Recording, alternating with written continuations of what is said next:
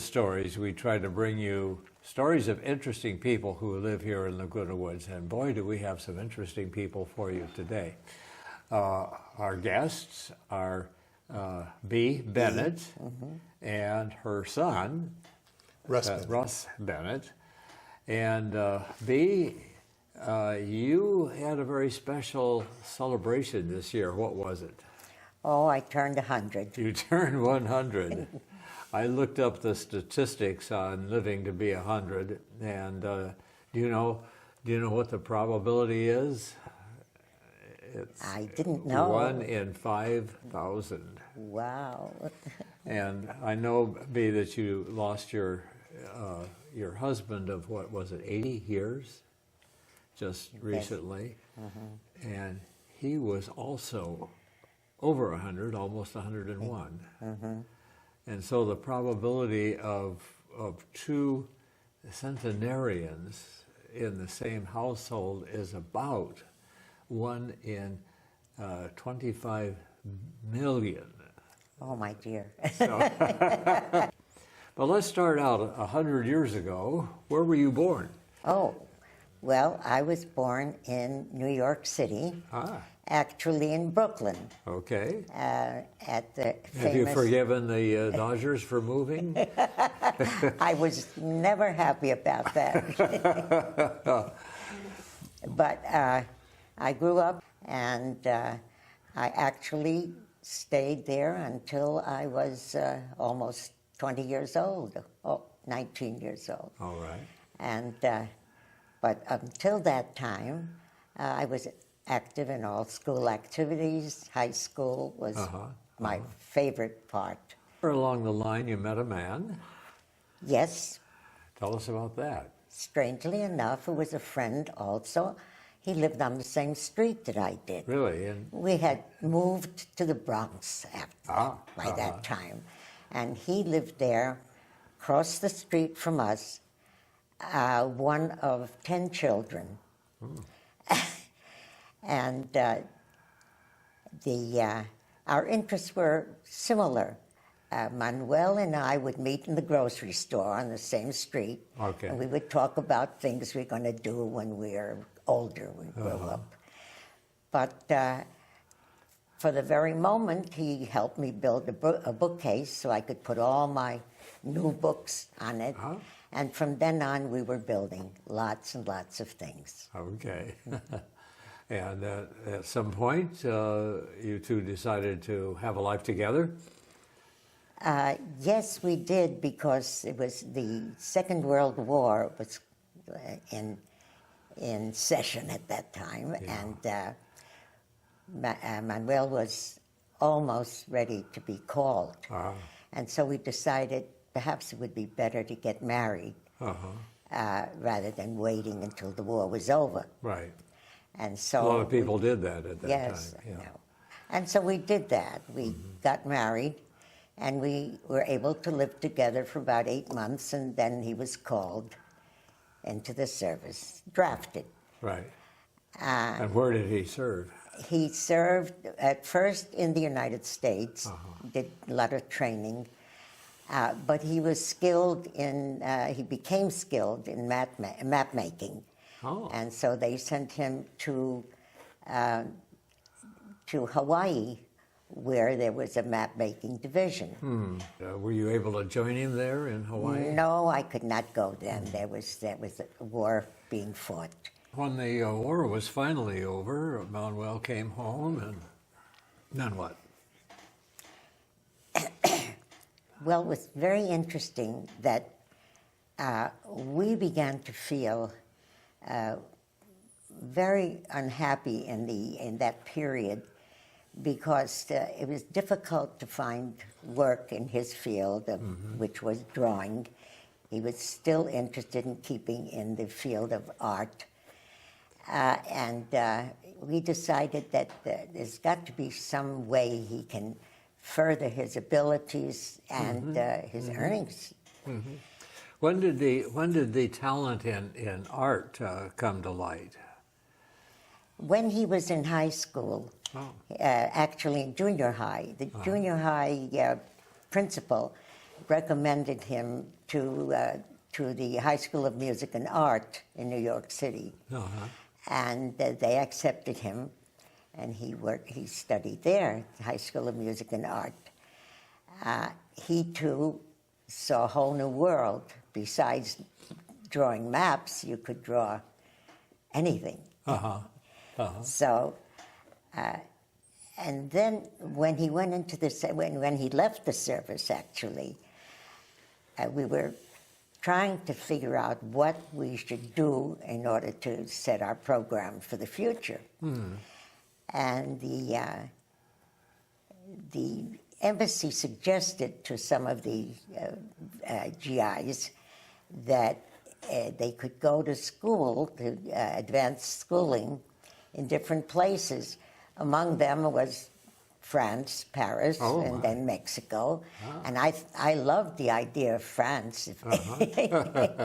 So we checked that out, and lots of people said, no, you don't want to go to France now. It's so close after the war. They don't have things. They won't have food for babies, baby food that easily. Yeah. So then we said, okay, what about Mexico? And they suggested the Esmeralda School of Art. And the GI Bill would cover that. And there was a lot of suggestions that would be a good idea. So we decided to go to Mexico to look it over. And by that time, the baby was born. And the baby that's sitting next to you right now. Right. And he was such a wonderful baby, actually. What can you say? He's right here. Well, as a baby, yes. We'll talk about his adulthood later. But he was such a pliable, wonderful person, little person, that he fit into all the things we started doing in Mexico. And so your husband was in art school, and you were raising a baby. That probably took most of your time. And when he became preschool age, pre-kinder, we were able to get him into the American school in Mexico City, which turned out to be a wonderful experience. However, it was very expensive. So you stayed in Mexico quite a while then. We stayed in Mexico. We didn't plan to, really. My folks were missing us very much, and Manuel's family, of the 10 children. Your parents wanted to spoil their grandson, no doubt. Being a grandfather, I understand that perfectly. However, it worked out very, very well for everybody, because we realized that this was a wonderful experience for Manny's ability to, his opportunity to advance his work, and then started a whole new experience in commercial work. He realized that if you wanted to do anything with artwork commercially, you had to see the printing companies. What can they do? How well are they equipped for the work? And he developed the printing industry at that time. Really?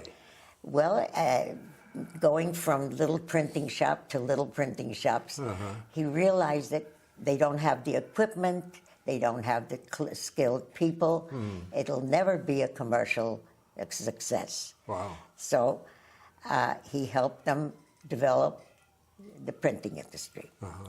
And then it was the art training groups. We developed groups to study art for different purposes, commercial purposes. So now your husband is teaching art, is that right? Yes, exactly. At one point, among his clients was Time Life magazine, because they were having problems printing their Time magazine in the areas that they were doing it. Apparently, they were in states or countries where there was too much humidity for the printing to be successful. And so he discovered that, and he pointed it out to them, and they decided to try to bring some of their work to Mexico to print. And so it just grew and grew.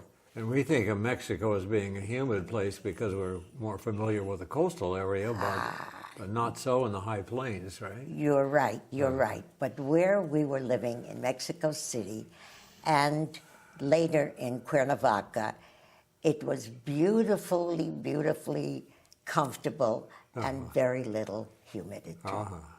So perfect for printing. Perfect for printing. And so that developed. At the same time, since little baby turned out to be a capable person to do things on his own, I was able to go to work, and I taught school there. Oh, really? Yes. After that... Was that now in English or Spanish? Starting in English and then adding Spanish. Okay. After I'd learned enough Spanish. After that, we did other things.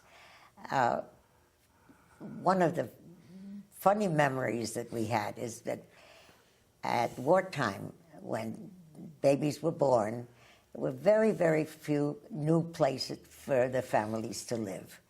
They hadn't built much, and so, are we ready? Yeah. So they hadn't built new places, and they suggested that we look up the old places that were being resurrected. Oh. So in Would one these area... be adobe? What was that? Would these be adobe? Well, this was still in New York. This was in still New in New York when he was in New born. York. Yeah. Okay, right. When we were told by some of the GIs that were in the same situation as ourselves, that if we looked in Brooklyn, there comes Brooklyn again, Okay. we would find interesting places that were being rented, big studio rooms, a little bit beneath the street level, but they were being rented to the GIs, and at decent rentals, and so go look there, and we went. However, the places that we could see didn't have kitchens, didn't have bathrooms. Oh, dear. So Manuel's father, being a builder, also suggested that we fix in a kitchen and fix in a bathroom, and we did that, and we lived there for a while with the baby growing up and running around the big room. So you went back and forth a little bit between Mexico and well, we US. hadn't yet fully decided that we were going to live in Mexico. I see. How did that come about? That you chose to live in Mexico? We chose to live in Mexico when the baby was 2.5. Okay. And by that time, it was easier to travel with him. And we didn't think we were going to stay. This was just an experience to finish his schooling and get out to learn more things. Yeah. We learned the language. We made tremendous friends there. When we decided that we could really live in this country, it was very comfortable, we decided to stay. And then again, pardon? And so your husband was making a living, doing a number of things in the printing industry. At what point he became quite a well-known fine artist, but it's hard to earn a living like that from the beginning. I think you've touched on a very important subject. The ability to make a living comfortably in Latin America, I think, for the average working person, is very difficult. Yeah. It was very difficult, and we had to reach out to other things. Printing,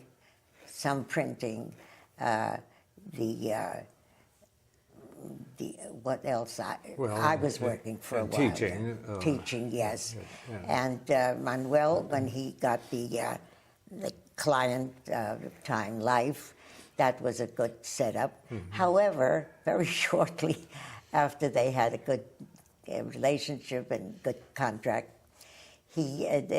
Time decided to close the business. They closed Time Life just at that time. Oh, dear. However, it was not before was it the moon landing? I think it was the moon landing. Oh, really? And so Time was very fast in sending Manuel the first pictures that were taken on the moon so that he could build on his new scanner.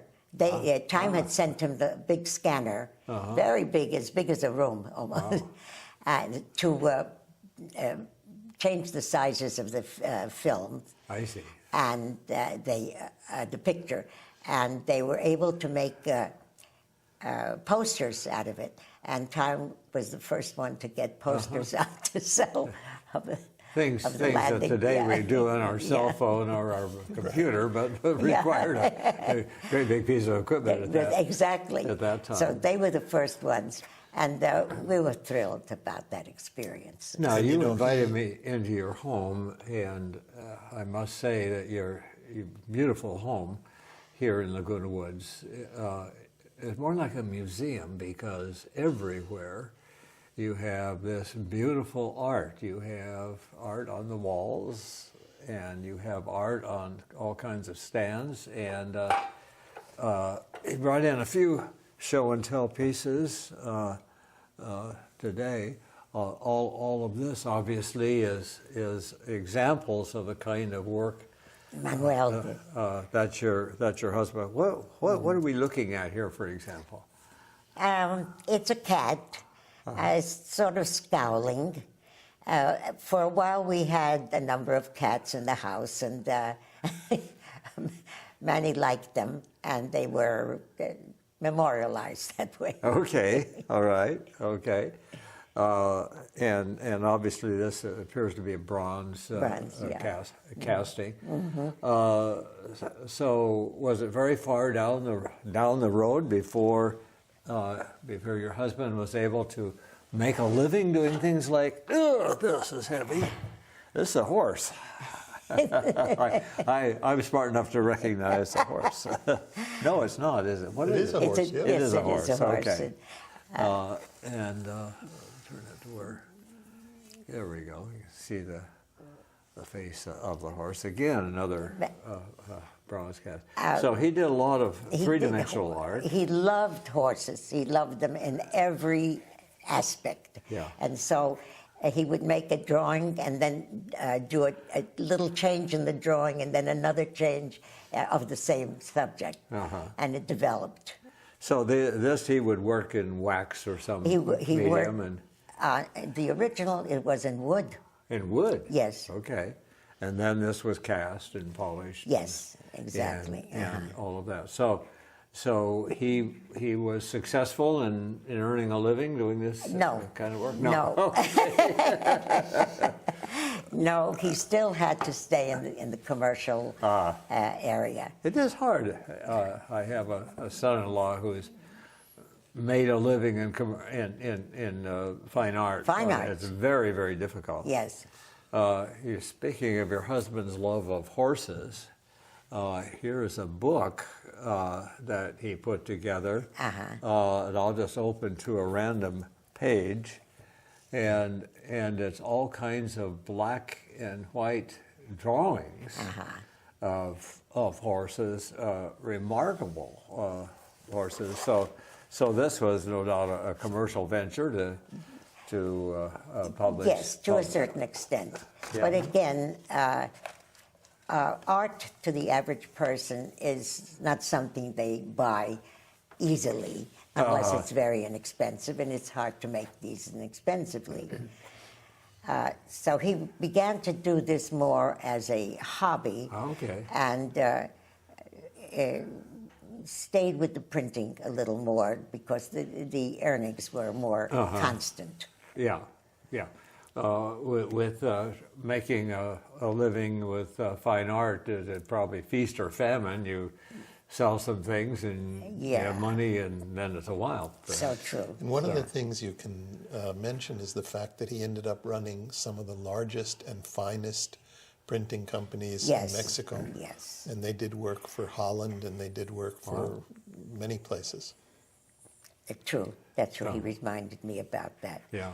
However, in Latin America, the weight scale is so far lower than we know it in the United States, that if you try to cover the costs of living elsewhere, like in the United States, it won't cover. Right. Yeah.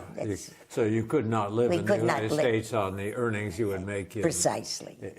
even at that level. Yes. In Mexico. But living there was so enjoyable that it got to the point that as long as we're physically comfortable, we can eat well and go to the theater and go to the movies and restaurants. That's okay. What else do we really need? Sure. So you were living a high life, in a sense, in Mexico, because those things were cheaper than they would have been in the U.S. Yes, true. Yeah. Yeah. And it's not just the act of being cheaper, but the fact of being cheaper, but your sort of leadership in the arts in Mexico, and how you brought people together in music, in cinema. True. There was many things that you did. It passed me by for a minute, but we had become so involved in the art community, art of many aspects. Musicians played instruments, singers, operettas, operas, and we always loved music. So we were in on the first group. We formed the group of Help to the Artists. And we started a concert group. We began to receive people from all over all over the world to give concerts to our group. And the group is still in existence. Oh, that feels good, doesn't it? So it makes me feel good to know that they still get their artists. We used to have a piano in our house there, a big piano. And while I don't play the piano, so many of our friends do that they would come in and play the piano at any time. Oh, nice. Yeah. One of the places we lived in was a house that we rebuilt from one that was in bad shape. And it was right downtown, in the very center of town in Cuernavaca. And many friends would come in at any time, just to call and say, will you be there at this and this time? And then they come. And then just at the hour that we were getting ready to have our quesadillas. So we had quesadillas then, and conversation, and heard music. Life was beautiful. It was just that they happened to chance when you're right. Great fun. Yeah. Well, now, you made a difference in education in at least a small way during your time in Mexico. Tell us about that. Well, I had started teaching. I had the second grade at the American school for a few years. And then I realized that if I'm going to be working there, I better perhaps get a more... how would you call it? Some education. Get a better education myself. Degree. Yes. So I reached out to other schools. Then I said, well, I was a secretary in the United States before I left, and why don't I see that these girls learn to be secretaries, good secretaries? Yeah. So I formed a little commercial school, and was in our house at the time. We had downstairs room, and the girls came, and Mexican girls, and were learning English and began to learn shorthand and typing. Then I got together with a teacher in the school system, the public school system there, who was a typing specialist. a man who was also a chemist. He made his living at chemistry and taught typing in the evening, so some more money would come in. So he and I formed the little school. So you founded this school? Founded Is the it still school, yeah. ongoing? And some of our graduates were working at the presidency because of their knowledge in English and shorthand and all the other necessities of a good office. Well, wonderful. Yeah. We have just a couple of minutes left. Let me just mention that your husband made quite a bit of art of this nature. That is metal Yes. pieces made from bent metal. So that's a very interesting one because it's a cellist. Yes, And, I can see. You might flip that around so you can see the cello, the bow of the cello in the front. Yeah, I'll try to put it. And it represents a friend of theirs, Carlos Prieto, one of the world's most renowned cellists, who happens to be from Mexico, who wrote a book, The Adventures with My Cello. And we've got some video of him and my dad. But it was very interesting. My dad did drawings, he did sculptures of cellists, and Carlos Prieto gave some of that artwork to Yo-Yo Ma. Oh, really? Yeah. Oh, wonderful. Yeah. And one final piece, and this looks like stainless, maybe. That's stainless steel, and that's a mother and child. Oh, yeah. That's So a a little Madonna, like Madonna Casals, and maybe? child. Yeah.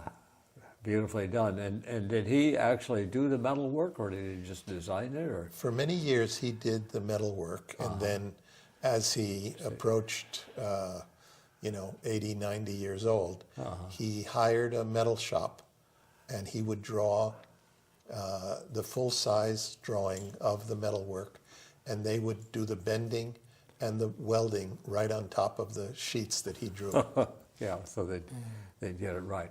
We are out of time, unfortunately. We'll have a minute or two for titles and that sort of thing. So I'm going to propose we have some pictures of some of the art that you have in your home. We'll run those under the credit, and I can't believe how quickly the time has gone. It's been most fascinating to talk to you. We'll think about putting together another show in which we feature more of the art. The art is spectacular. So, Thank you very much for this. thank you for joining us. Well, thank you for joining us on another edition of Laguna Woods Stories. Join us again next month. We'll feature some other fascinating people who live among you here in Laguna Woods.